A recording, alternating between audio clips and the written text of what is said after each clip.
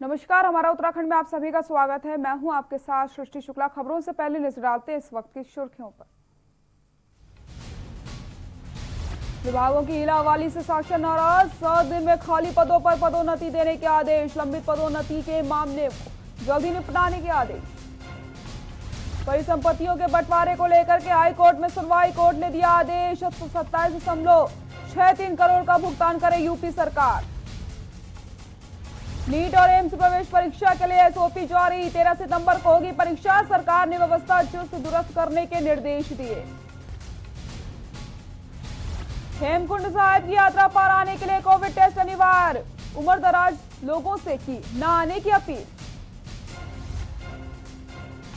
उत्तराखंड में हर रोज बढ़ रहे हैं कोरोना के मरीज। सोमवार को 592 नए संक्रमित सामने आए, एक दिन में 12 लोगों की मौत। बारिश भूस्खलन जारी, देहरादून मसूरी मार्ग पर भारी भूस्खलन के बाद रास्ता बंद, शहर में आने पर लगी रोक।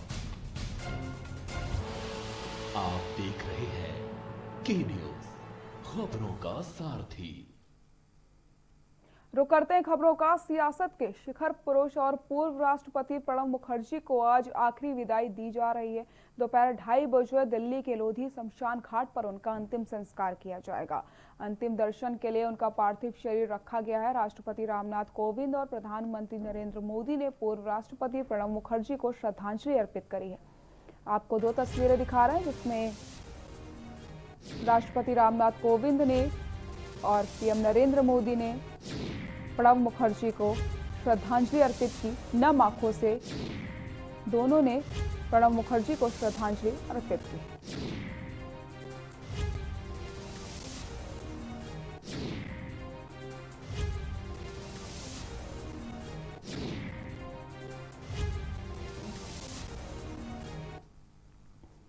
देश के पूर्व राष्ट्रपति प्रणब मुखर्जी का 84 साल की उम्र में निधन हो गया। उनके बेटे अभिजीत मुखर्जी ने इसकी जानकारी दी। पूर्व राष्ट्रपति के निधन पर देश में शोक की लहर है। प्रणब दा का निजी जिंदगी और सियासी सफर कैसा था, आपको दिखा देते हैं।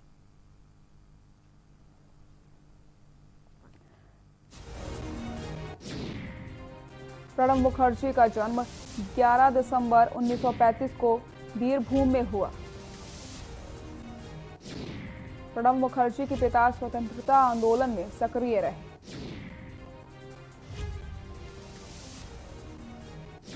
कलकत्ता विश्वविद्यालय से इतिहास, राजनीति विज्ञान और कानून की डिग्री ली।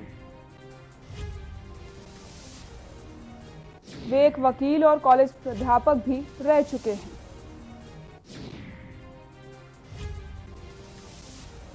प्रणब मुखर्जी को मानद डी लिट उपाधि भी प्राप्त। पत्रकार के रूप में अपना करियर शुरू किया।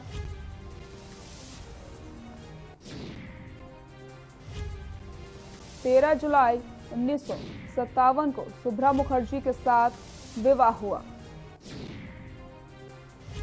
प्रणब मुखर्जी के 2 बेटे और 1 बेटी।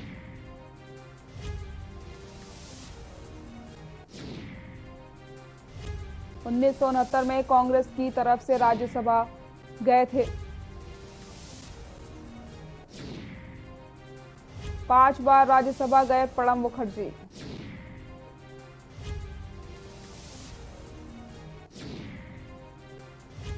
इंदिरा गांधी के करीबी माने जाते हैं प्रणब मुखर्जी।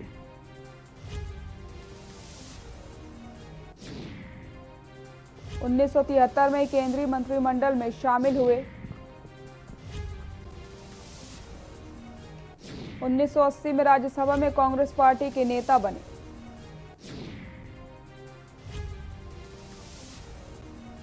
राजीव गांधी सरकार में 1984 में भारत के वित्त मंत्री थे। मतभेदों के कारण वित्त मंत्री का पद छोड़कर खुद की पार्टी बना ली।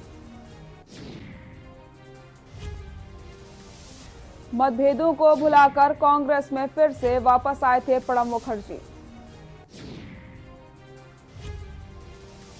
1997 में उन्हें संसद का उत्कृष्ट सांसद चुना गया।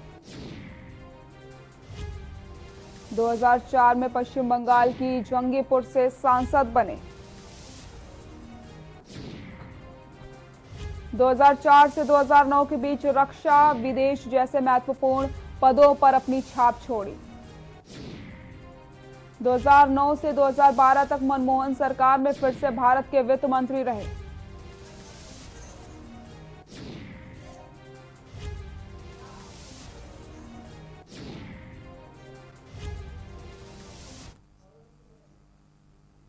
कोरोना काल में छात्र छात्राओं की पढ़ाई पर ब्रेक लग गया है। शहरी इलाकों में भले ही पढ़ाई ऑनलाइन हो रही हो, लेकिन पर्वतीय इलाकों में पढ़ने वाले छात्रों को पढ़ाई करने में काफी दिक्कतों का सामना करना पड़ रहा है। नैनीताल जिले के ओखलकांडा, धारी, रामगढ़ और बेताल घाट ब्लॉक के दर्जनों गांवों में आज भी नेटवर्क की दिक्कत आ रही है। कई छात्र छात्राओं के अभिभावक के पास स्मार्टफोन भी नहीं है। इसके अलावा इंटरनेट निकालना पड़ेगा इसका इतिहास। कनेक्टिविटी की दिक्कत होने से इन छात्रों की मुश्किलें और भी ज्यादा बढ़ गई हैं। मार्च अंतिम सप्ताह में से स्कूल बंद है। ग्रामीण क्षेत्रों में पढ़ने वाले छात्र छात्राओं का कहना है कि उन्हें ऑनलाइन पढ़ाई करने के लिए ग्रुप बनाकर अपने घर से दूर जाना पड़ता है।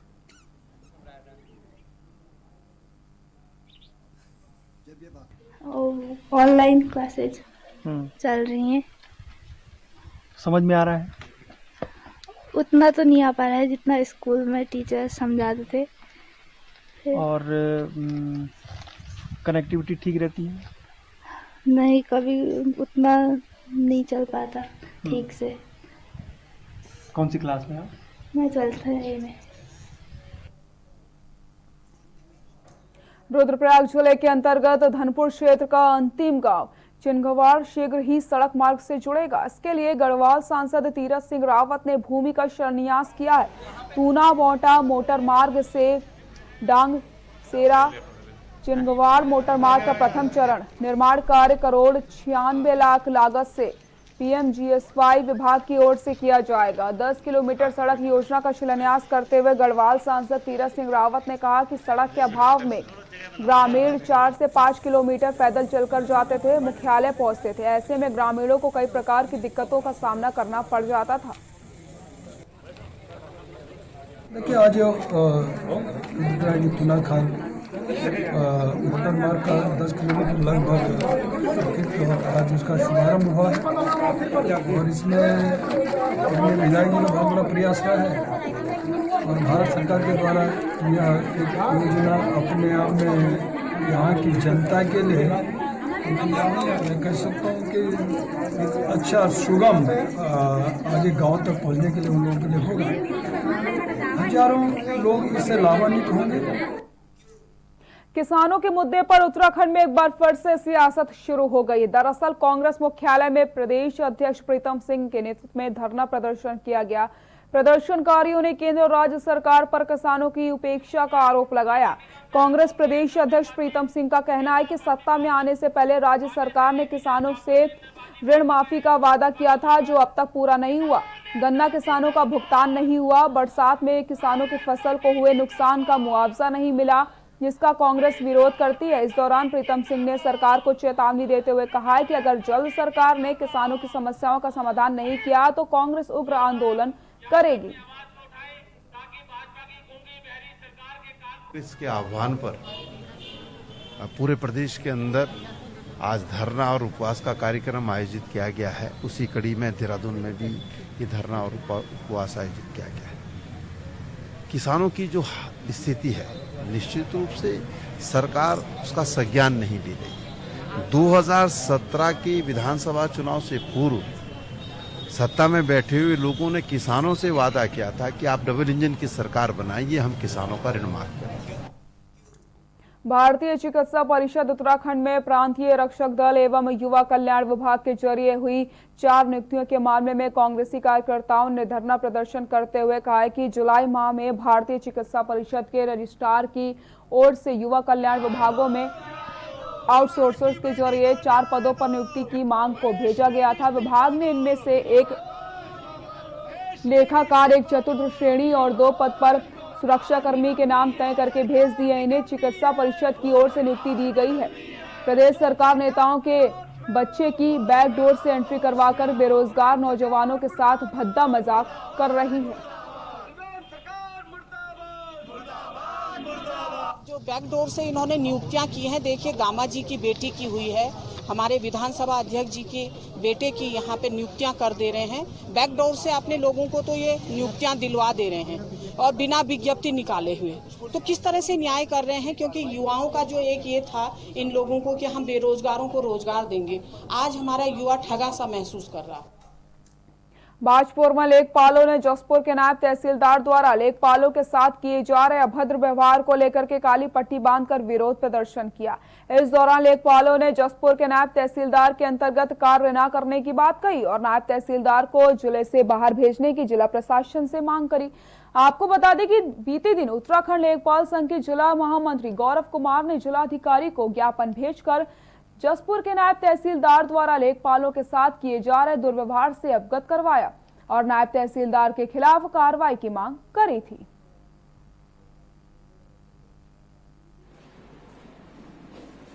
मुझे और अध्यक्ष जी को बताया कि हमारे साथ ऐसा उत्पीड़न किया जा रहा है, तो हम लोगों ने एक उनके लिखित ज्ञापन के बाद बीएम साहब को शनिवार के दिन ज्ञापन दिया था कि नायब तहसीलदार जसपुर को तहसील जसपुर से हटाया जाए और उन्हें किसी भी तहसील में हम नहीं चाहते कि इस ऐसे अधिकारी के अंडर में कोई लेखपाल काम करेंगे। मानसिक दबाव उनके ऊपर बनाया जा रहा है, बार बार लगातार उन पर उत्पीड़न किया जाता है।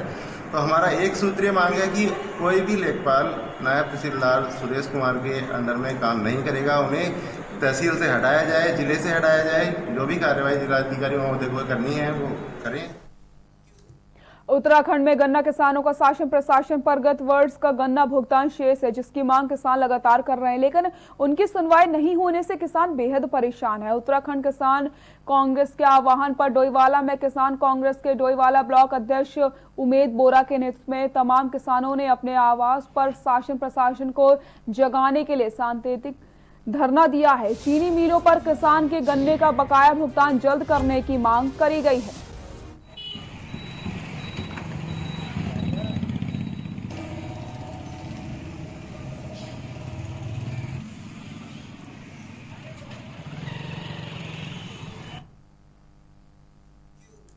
लॉकडाउन के चलते अभिभावक स्कूल फीस नहीं दे पा रहे, जिसके कारण स्कूल संचालक अभिभावकों को नोटिस भेजकर फीस की मांग कर रहे हैं।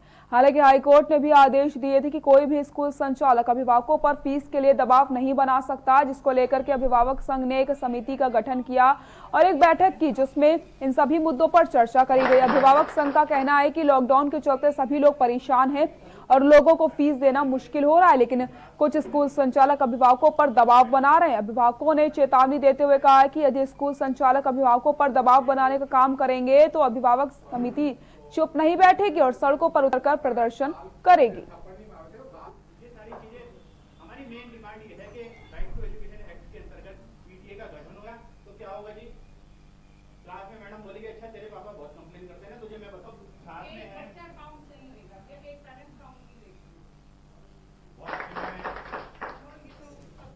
उधम सिंह नगर जनपद में सोशल मीडिया पर वायरल हो रहे वीडियो मैसेज, जिसमें बीजेपी के झनकट मंडल के पूर्व अध्यक्ष धन सिंह सामंत का एक वीडियो वायरल है, जिसमें वो बीजेपी के नानकमता विधायक प्रेम सिंह राणा और उनके कार्यकर्ताओं से अपनी जान को खतरा बताते हुए मुख्यमंत्री और एसएसपी से जान माल की रक्षा की फरियाद कर रहे हैं। तो दूसरा वीडियो भाजपा मंडल महामंत्री रोशन सिंह पर मुकदमा दर्ज होने और भाजपा से निष्कासित किए जाने के बाद उनकी पत्नी चंदेली के क्षेत्र पंचायत सदस्य जोबनप्रीत का ये जो सोशल मीडिया में आकर न्याय की गुहार लगाते हुए मुख्यमंत्री व प्रदेश अध्यक्ष से कार्रवाई की मांग कर रही है।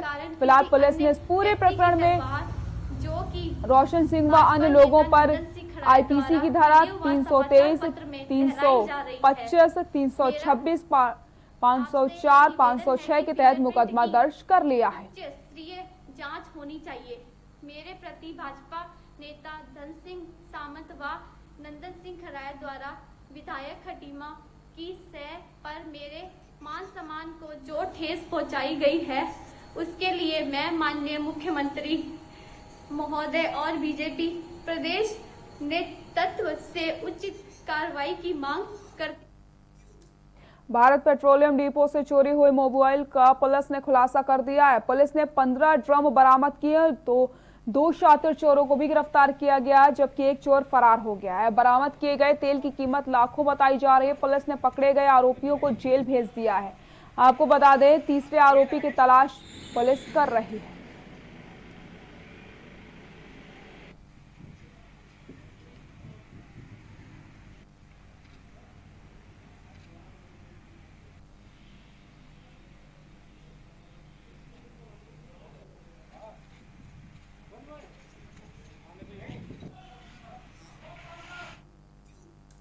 खटीमा के बानूसा गांव में 29 अगस्त को जमीनी विवाद में गोली लगने से घायल युवक की मौत हो गई। इस जमीनी विवाद में चाचा ने अपने ही भतीजे को गोली मारी थी। पुलिस के मुताबिक घायल के उपचार के दौरान मौत हो गई, जिसके बाद पुलिस ने गोली मारने वाले अभियुक्त को गिरफ्तार करके जेल भेज दिया है।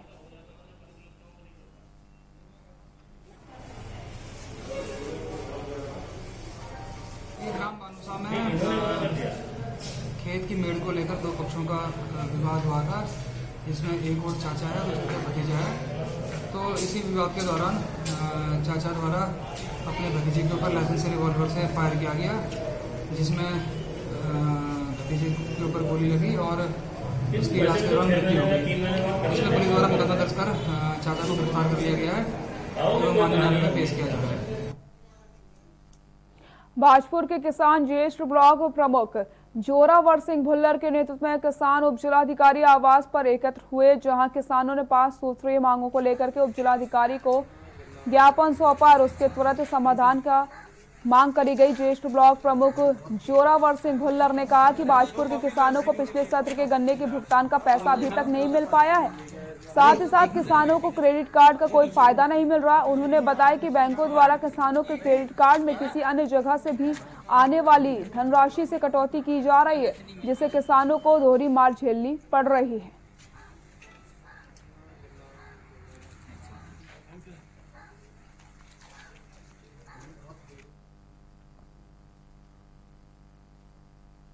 विकासनगर में यूकेडी की जिला अध्यक्ष दिगंबर भंडारी के नेतृत्व में पार्टी कार्यकर्ताओं और बेरोजगार युवाओं ने प्रदर्शन करके रोजगार दिए जाने की मांग करी। साथ ही साथ अपनी मांगों से संबंधित एक ज्ञापन तहसीलदार प्रशासन के माध्यम से राज्यपाल को प्रेषित किया। विकासनगर तहसील परिसर में प्रदर्शन के दौरान मीडिया से बात करते हुए यूकेडी जिला अध्यक्ष दिगंबर भंडारी ने कहा कि प्रदेश में बेरोजगारी लगातार बढ़ती जा रही है, जिस पर सरकार गौर नहीं कर रही।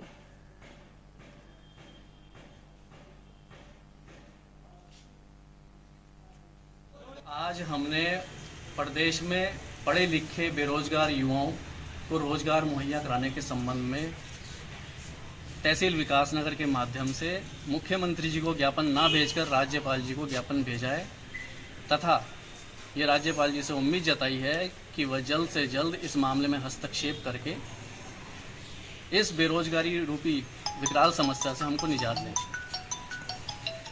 मुख्यतः इसके 2 बिंदु हैं।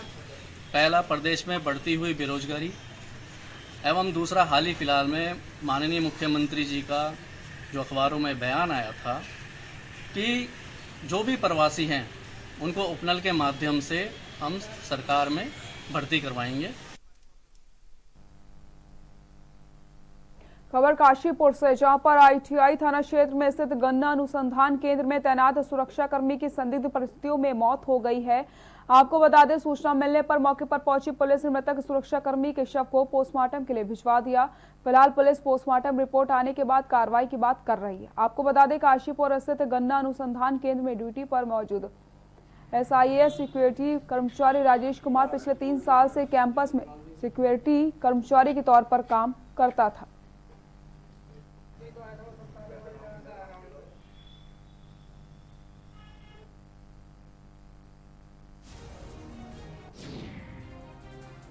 आलू फार्म जगह की है हमारे यहाँ, वहाँ पे गन्ना अनुसंधान केंद्र में SIAS के एक सिक्योरिटी गार्ड थे राजेश, जो अपनी 9 बजे ड्यूटी पे आया था और उसको ड्यूटी के दौरान अंदर कैंपस में उसने उल्टी किया है और सड़क किनारे उसकी बॉडी मिली है। सुबह जब ड्यूटी चेंज के लिए दूसरा गार्ड आया तो उसने देखा कि ये यहाँ मृत पड़ा है। उसने थाने को सूचना दी। सूचना पर मौके पर हम लोग गए थे, देखा तो कोई ऐसी चोट उसके थी नहीं। उत्तराखंड में गन्ना किसानों का शासन प्रशासन पर पिछले साल का गन्ना भुगतान अभी शेष है। आपको बता दें, जिसकी मांग को लेकर के किसान लगातार कर रहे हैं, लेकिन उनकी सुनवाई नहीं हो रही। किसान बेहद परेशान है। आज उत्तराखंड किसान कांग्रेस के आह्वान पर डोईवाला में किसान कांग्रेस के डोईवाला ब्लॉक अध्यक्ष उमेद बोरा के नेतृत्व में तमाम किसानों ने अपने आवास पर ही शासन प्रशासन को जगाने के लिए सांकेतिक धरना दिया है। चीनी मिल पर किसान के गन्ने का बकाया भुगतान जल्द करने की मांग करी गई है।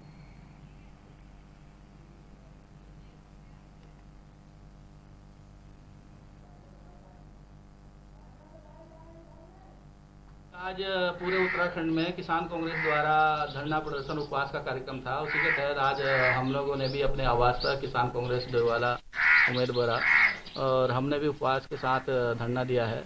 और हमारी मांग है जैसा कि हमारे क्षेत्र में गन्ना का मूल्य भुगतान है वो नहीं दिया गया। आज खास तौर पर हम इसे मांग करते हैं।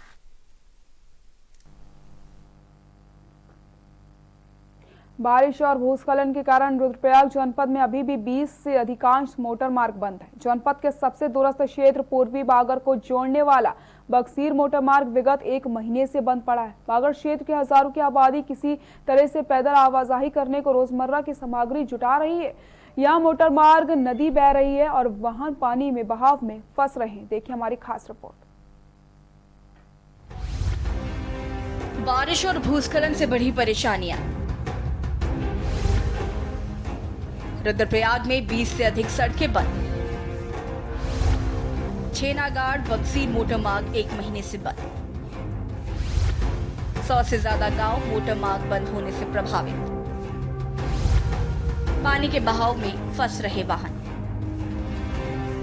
बारिश और भूस्खलन का रुद्रप्रयाग जनपद में बुरा असर देखा जा रहा है। ग्रामीण क्षेत्रों को जोड़ने वाली 20 से अधिक सड़कें बंद होने के कारण ग्रामीण जनता को भारी परेशानियों का सामना करना पड़ रहा है। कई ग्रामीण क्षेत्र ऐसे हैं जिनका पिछले 1 माह से जिला मुख्यालय से ही संपर्क कटा हुआ है। लिंक मोटर मार्गों के पर जगह जगह मलबा आया हुआ है। प्रशासन का ध्यान सिर्फ बद्रीनाथ हाईवे और केदारनाथ हाईवे को ही सुचारू करने में है। ऐसे में जनता की परेशानियां बढ़ती जा रही हैं। मोटर मार्ग बंद होने की दिशा में जिले के 100 से अधिक गांवों के ग्रामीण पैदल आवाजाही करने को मजबूर हैं। तस्वीरों में भी देखा जा सकता है कि पूर्वी बांगर क्षेत्र के छेनागाड़ बक्सरी मोटर मार्ग पर तेज बहाव में आया गदेरा बह रहा है और बीच में एक मैक्स वाहन फंस गया है। ये वाहन पानी के तेज बहाव और दलदल में फंसा हुआ है। मोटर मार्ग पर पुल न होने से मजबूरी में वाहन चालकों को सड़क पर बह रहे गदेरों के ऊपर ही जान जोखिम में डालकर वाहनों को ले जाना पड़ रहा है। लगभग 1 हफ्ते से बहुत ही तेज़ बारिश यहाँ पे हो रही है पूरे जनपद में और पिछले 3 दिन से लगातार बारिश के कारण ये हमारे जो मार्ग हैं, राष्ट्रीय राजमार्ग भी हमारे बंद हैं और जो संपर्क मार्ग हैं वो बंद हैं, परंतु उनको खुलवाने का प्रयास किया जा रहा है। क्षेत्रीय विधायक और अपने संगठन के माध्यम से विभाग संपर्क किया जा रहा है समस्त विभागों को, चाहे PMGSY हो, चाहे जो हमारी जो राज्य सेक्टर की सड़कें हैं उनको खुलवाने का प्रयास किया जा रहा है। इधर जिले में प्रधानमंत्री ग्रामीण सड़क योजना और लोक निर्माण विभाग की सड़कें बंद पड़ी हैं। बंद पड़े लिंक मोटर मार्गों को खोलने का कार्य जारी है।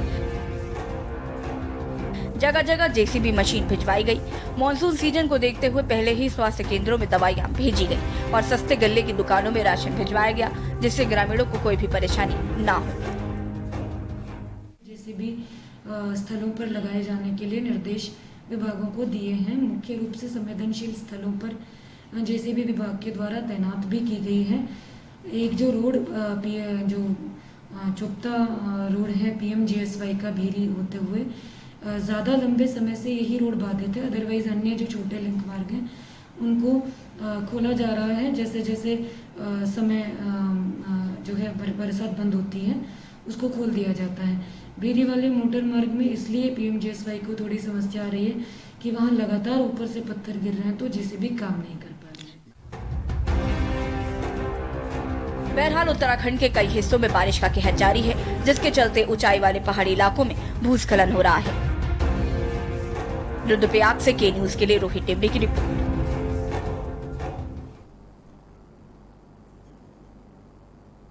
बुलेटिन फिलहाल के लिए इतना ही। देखते रहिए K न्यूज इंडिया। नमस्कार।